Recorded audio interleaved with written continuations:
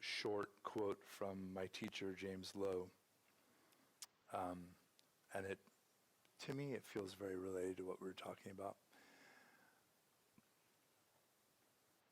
The first quote is, in practice, the more you interfere with your mind, the more you try to shape it, to make it according to some template or recipe. Often, the more you will find yourself stuck in your same neurotic formations. So just like we were talking about previously with our kind of habitual ways that we react to stressors in our life, whether it's aversion, like anger, hatred, frustration, pushing things away, or it's greed, clinging, hankering, attachment, or it's delusion. I don't know what the hell's going on. That's actually a great strategy. I'm almost 50, and I only recently learned how to play dumb. Somebody walks in, they're like, what's going on here? And I used to be like, oh, I know what's going on. I'll tell you now. I'm like, just walk away. But that kind of stuff can become ingrained, just like anything. What is occasionally a helpful strategy becomes our kind of habitual, ingrained way we develop. So similarly, you bring your patterns onto the cushion.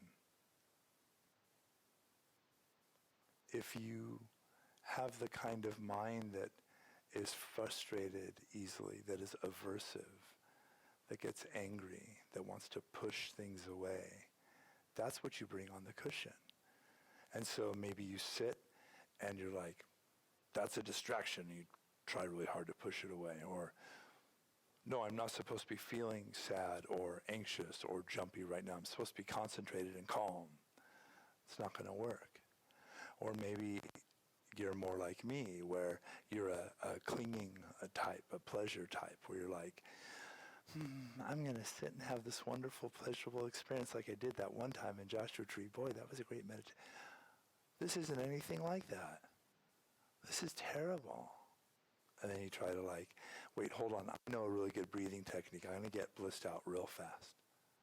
And I'm just bringing my usual kind of habitual trip onto the cushion. And I don't know why it took me so long as a practitioner to kind of clue into this. There's nothing magical about your meditation practice. It's just you. And you just show up how you are. And that's wonderful. That's great. But it also means that you just show up how you are. So this teacher, James, is raising this point that whatever strategies or techniques we employ in our practice will generally have the flavor of and be motivated by our habitual neurotic patterns. So how can we escape this? If you've ever sat on the cushion and tried to outthink your own neurotic habitual tendencies, it's a little hard, right? And maybe you actually made some progress. Maybe you know what? I always do this. I always zig, I'm gonna zag instead. Great, congratulations. But in a way, we're still being driven by our neurotic tendencies, our kind of habitual grooves.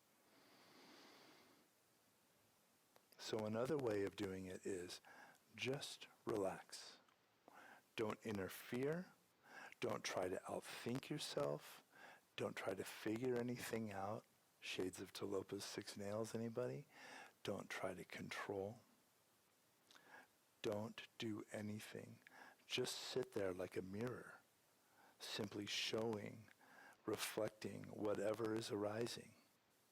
And you can start to become truly aware of how vast your mind actually is.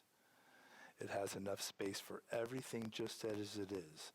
Your neurotic habitual tendencies, thoughts coming and going, your feelings about how the thoughts shouldn't be coming and going, your feelings, etc., etc. And when you start to see directly the impermanence of these things, these thoughts, these feelings, these sensations that start to arise, it's there, it is what it is, and it's gone. It's there, it is what it is, and it's gone.